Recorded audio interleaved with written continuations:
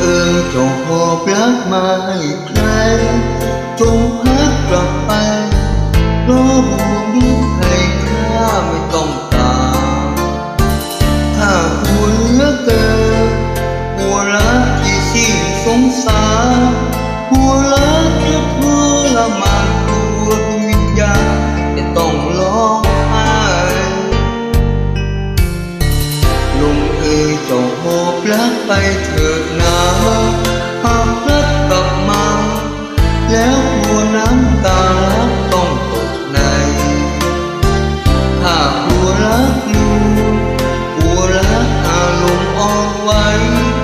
กลัวรักจะไม่เข้าใจตัวจนลึกใจไม่กล้าชื่นชม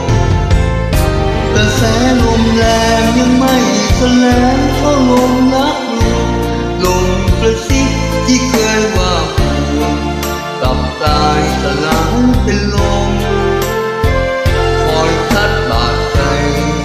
ให้เป็นรอยทุกข์กระทมใจรักจึงต้องคืนผม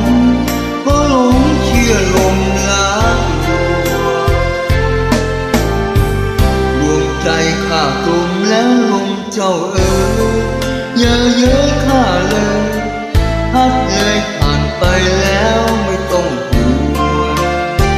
ข้ายอมช้ำใจในรักที่ข้าเคยหวงลมจ้าอย่าตามมาลวงสงสารดวงใจดวงนี้เถิดลม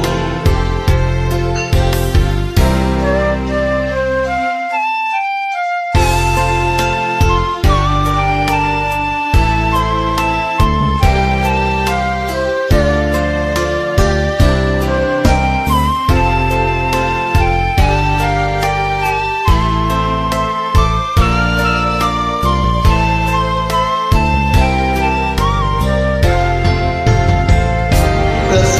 ลมแรงยังไม่แสลงเท่าลมรักอยู่ลมกระซิบที่เคยว่าห่วงกลับกลายสลายเป็นลมคอยพัดบาดใจให้เป็นรอยทุกข์ระทมใจรักจึงต้องคืนผมเพราะหลงเชื่อลมรักดวงใจข้ากลมแล้วลมเจ้าเอ๋ยอย่าเย้ยข้าเลยพักเลยผ่านไปแล้วไม่ต้องห่วง